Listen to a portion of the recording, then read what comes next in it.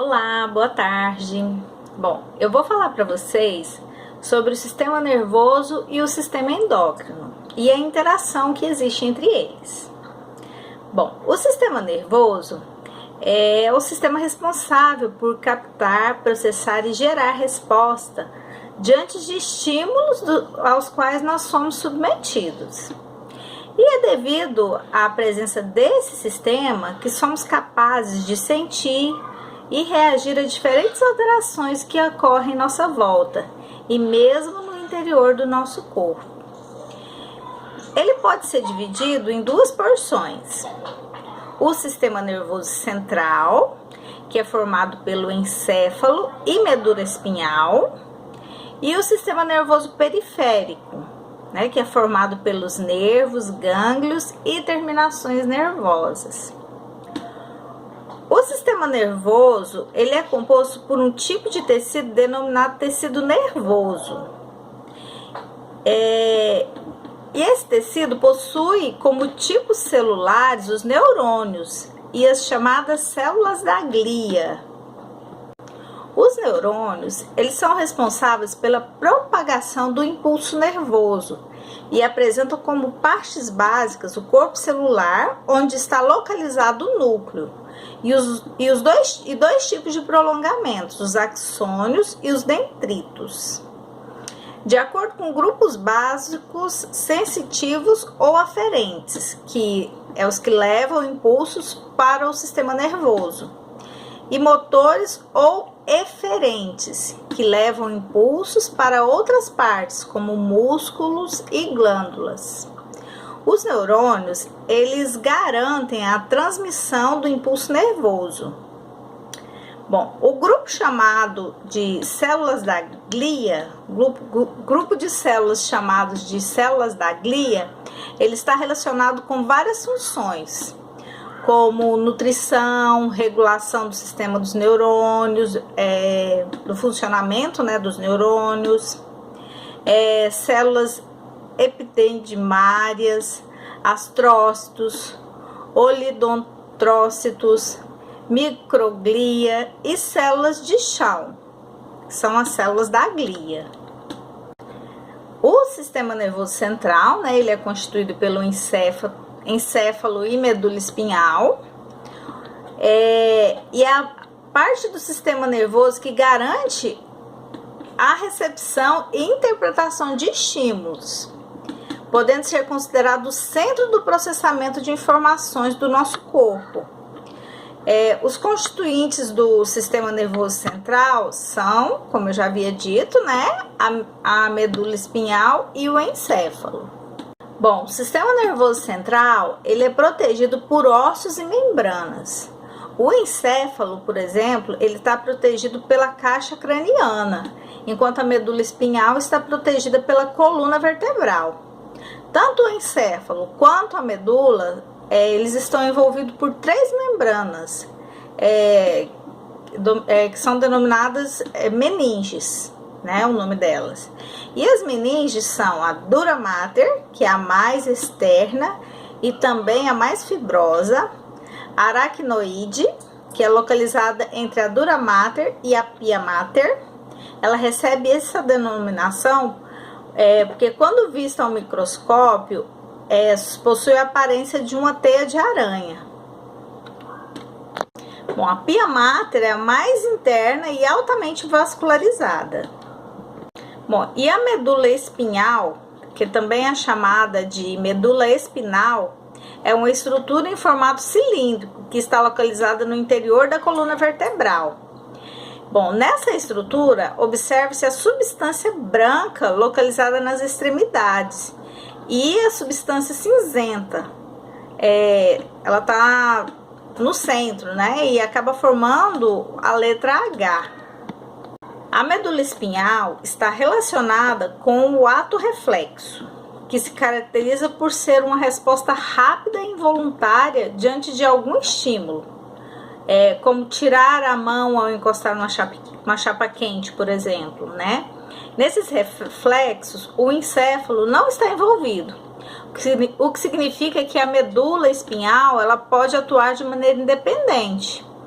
O ato reflexo é constituído basicamente por dois tipos de neurônio, um aferente e um eferente. Bom, o encéfalo está localizado dentro da caixa craniana e apresenta várias partes, né? E a gente vai descrever algumas partes, né? E algumas atividades desempenhadas por elas. Uma das partes é o tronco encefálico, que é formado pelo mesencéfalo, pela ponte e pelo bulbo. O mesencéfalo está relacionado com audição, reflexo e movimento de tração. A ponte, como o nome já sugere, né, está relacionada com a ligação entre várias partes do cérebro. E o bulbo está relacionado com o controle de diversas funções, como batimentos cardíacos, respiração e deglutição. Bom, o cerebelo. Ele está relacionado principalmente com a coordenação de movimentos e o equilíbrio do nosso corpo. Agora a gente vai falar do diencéfalo, que é constituído pelo tálamo, hipotálamo e epitálamo. O tálamo é responsável por garantir que impulsos sensitivos cheguem ao cérebro. O hipotálamo, por sua vez, está relacionado com várias funções, como regulação de água, temperatura do corpo, controle da fome e outras coisas. Bom, essa porção do encéfalo também atua produzindo hormônios. O epitálamo inclui a glândula pineal, a qual é responsável por produzir melatonina, que é aquele hormônio do sono, né? Bom, o cérebro é a porção mais desenvolvida do nosso encéfalo e é dividida em duas porções, os hemisférios esquerdos e hemisférios direito. Esses dois hemisférios estão unidos pelo chamado corpo caloso. O nosso cérebro é responsável por garantir atividades motoras, a memória, a inteligência, emoção, a razão, tudo isso são responsabilidades do nosso cérebro. Bom, o sistema nervoso periférico, ele garante a transmissão das informações dos órgãos sensoriais para o sistema nervoso e destes para os músculos, as glândulas e as endócrinas, né? E as células endócrinas. Os neurônios responsáveis por levar informação ao sistema nervoso central são chamados aferentes, e aqueles que levam as instruções às estruturas após o processamento do estímulo no sistema nervoso central são os neurônios eferentes. O sistema nervoso periférico ele é constituído pelos nervos, gânglios e terminações nervosas. Os nervos são fibras nervosas agrupados em feixes, enquanto os gânglios são acúmulos de neurônios que estão fora do sistema nervoso central. Bom, os nervos podem projetar-se, né, da medula ou originar-se no encéfalo. Os nervos espinhais são aqueles que se projetam da medula, enquanto os nervos cranianos inervam-se no encéfalo.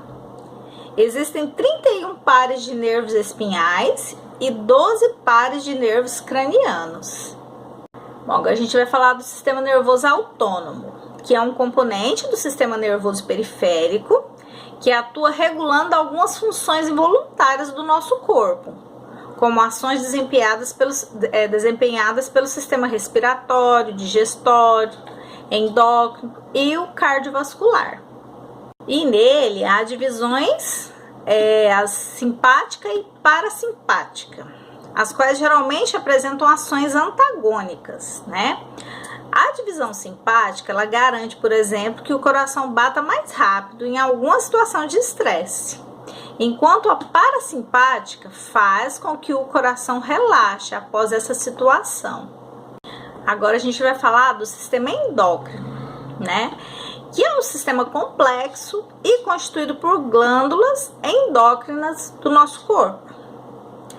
As glândulas endócrinas, elas são estruturas que sintetizam substâncias e lançam-nas na corrente sanguínea. E essas substâncias são denominadas de hormônios e são responsáveis por controlar uma série de atividades no corpo humano, como o metabolismo, secreção de leite, crescimento e quantidade de cálcio no sangue.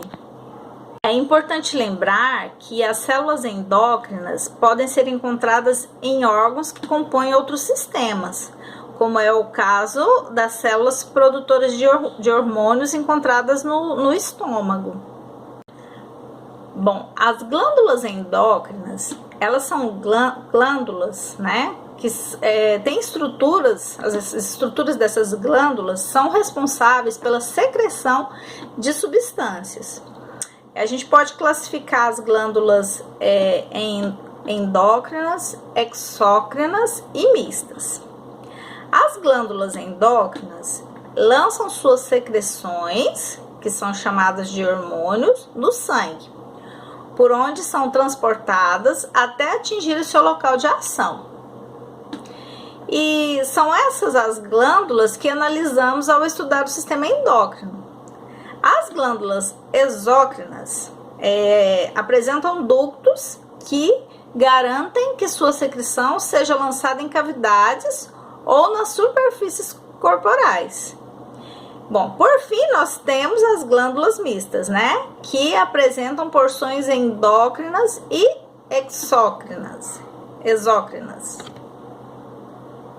Bom, os hormônios, eles são moléculas sinalizadoras que atuam em locais específicos do corpo. Eles circulam pelo organismo por meio da circulação sanguínea e ligam-se a receptores específicos. Assim, mesmo que o hormônio circule por todo o corpo, só terá sua ação realizada quando alcançar a célula que apresenta receptores para aquele dado hormônio. Alguns hormônios atuam em várias células presentes no organismo, como a tiroxina, que é produzida pela tireoide, que garante o aumento da velocidade de reações químicas em quase todas as células do corpo. Outros hormônios, no entanto, atuam em tecidos-alvo, sendo que no caso do hormônio adenocorticotrófico, produzido pela hipófise, ele estimula o córtex da suprarrenal.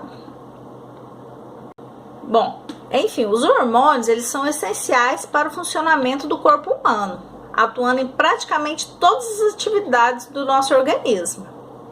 Então, reprodução, crescimento e mesmo o metabolismo são algumas das atividades que apresentam regulação hormonal. Então, nós sabemos que o sistema endócrino é o conjunto de glândulas responsáveis pela produção de hormônios que são lançados no sangue e percorrem o corpo até chegar aos órgãos-alvos, sobre os quais elas atuam. E, juntamente com o sistema nervoso, o sistema endócrino, ele coordena todas as funções do nosso corpo. O hipotálamo, que é um grupo de células nervosas localizadas na base do nosso corpo.